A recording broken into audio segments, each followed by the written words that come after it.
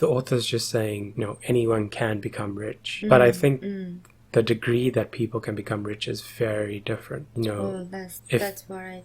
This is the Ellie and Lee Show. Okay, hey everyone, we're back for chapter 3 of Rich Dad. Yay. Okay, so let's get into it. The first quote is, to have financial security, you need to focus on your own business. So the way I saw your own business being more, not specifically like starting a business or anything like that, but just focus on what you have to do, like your own finances and your own purchasing decisions and things like that. So then, yeah, I think it's not about being bothered about what other people are doing. Like, FOMO, fear of missing out.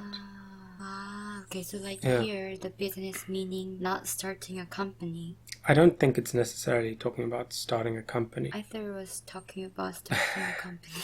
No, it's like mind your own business. So focus on your thing. So yeah, if you need to reduce your expenses or maybe, find new ways of growing your assets, then instead of looking at other people and be like, oh, okay, I need to buy this, I need to buy that. That's why I said, fear of missing out. That can also cause people to be like, oh, maybe I should upgrade my car or something like that. I thought I didn't have any FOMO, but it's just that I didn't realize I have it.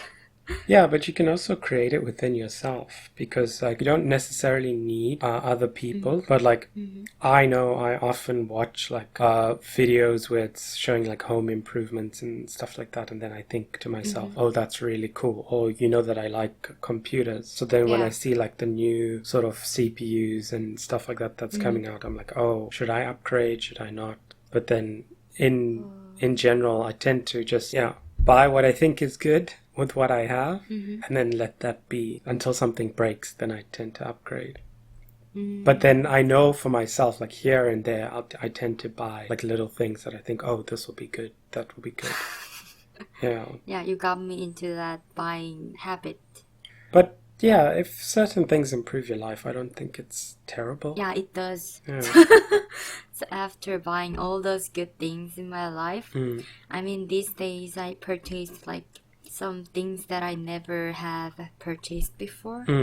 It improved my life quality. Yeah. The thing is, it's not good to get carried away. So buy things that you think would be good for you, but don't get addicted to buying new stuff, because then you'll end up with... I wouldn't do that. Yeah. I'll stop buying things from now on, okay? What about that thing that you want to buy? I'm joking. I didn't have anything. But yeah, the last point I made was that, if you look at FOMO, the concept of FOMO, it's kind of exaggerated thanks to social media. Okay. Because then you can see so many other people, maybe even on YouTube, if you see, again, I like cars, so then I watch that kind of YouTube, and then I see someone bought a new car, bought new parts. It's like, oh, I'm kind of missing out on that sort of lifestyle. But you don't like new cars, that's why you said. Yeah, not new cars. You just said new car. New car isn't buying a car. Okay. Yeah. Okay. Not newly came out. No, I have no interest in new cars. Okay. Yeah, what did you think? So I actually thought that the business here was starting a company, because it's not my mother tongue. yeah, that's fine.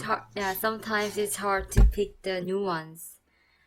So what I first thought was that I was thinking about myself. What can I do for my own business? Which is really not relevant to this question, but anyway, I'll just say I was just thinking, as you said before, the app with bird game, Flappy Bird. So something like that. Something like that. Yeah. I know how to program, and I think if I can do something, I'll just start my business from starting to make an app. Yeah, that could work. But then the thing is, again, then if you bring it back to what the quote was saying, if you start a business making an app, then minding your own business is wherein you'd find people that would tell you, oh, why are you making an app? There's so many companies that do it, you won't do well in it. That's the period where you have to focus on what you are doing, minding your business. That's actually good linkage between my story. Yeah. Oh, so like the book I read, like Mm-hmm. it was Korean book, and then it was talking about how it was talking about why it's important to block certain signals, which is bad signal. Yeah. So that talks about the possibility of human, and sometimes it blocks lots of possibility only because they are thinking about negative thoughts on their ability or doubting their ability. So it seems, I don't know. There were like whole bunch of examples that they gave, the book gave. What's So the book's name? I believe it. I don't know how to translate in English, but the secret of Harvard 1%, upper 1%. Oh, The Secret I of don't the know. Upper 1% in Harvard. Oh yeah, that maybe. Yeah, but like sometimes it's hard to just mind my business because I think, oh, it's a fair feedback, and I'm just not taking it. It's hard to distinguish if it's fair or not. Yeah, well, then that's something that is worth improving on, because some people just speak without the, experience of doing that thing. Like if they look at you maybe wanting to do an app, then they'll just think, oh, there's so many apps online, then what's the point? But then the thing is, if you listen to someone that's maybe done it, then they can give you constructive criticism about, you have to differentiate your product, and you need to make sure that certain things run well, and you should monetize it in this way. So that's why, it's important to try and figure out where the differences lie and, what people say. If you're enjoying this video so far, please like and subscribe. For the next quote, rich people look at their assets while the poor look at their income. So yes, I never thought about assets before.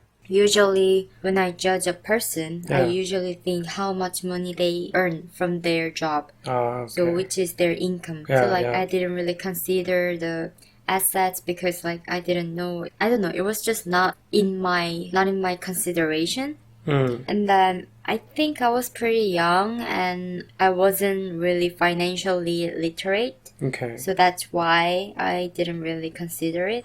But now after reading all. this, how do you... After reading this chapter, I think that so people first want to have their seed money by earning from their job, which is income, and then they'll buy assets to become rich. Okay. But I think the content is kind of redundant each time. Yeah, I've started noticing that quite a few concepts are kind of repeated. But yeah, I think it's just trying to drive home these concepts. But yeah, I think on this chapter it wasn't too interesting for me because a lot of it felt like what had already been said. Yeah. Then looking at this quote, I even noted that it was introduced in previous chapters, but only looking at what you earn and not trying to take what you earn and, grow it seems to be the big difference between the rich and the poor. So it's about whatever you earn, you try to find ways to grow it.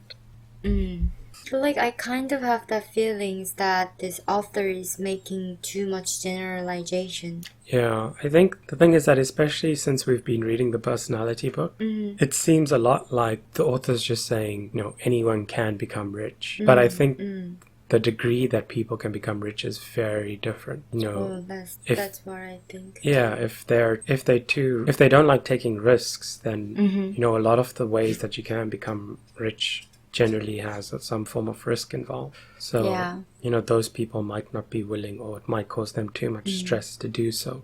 So yeah. And then it would be more convincing if he presents another example, like the other examples, because these kind of quotes are just can be said from his belief. Yeah, that's true. For example, from personality book that gave so many examples, right? So that was more convincing. Yeah, I think the one thing is that there's not much said about people that actually enjoy the jobs they're doing. You can get... That's really sad. Yeah, because you can get into a really good position, let's say, if you were a programmer and you got into Google.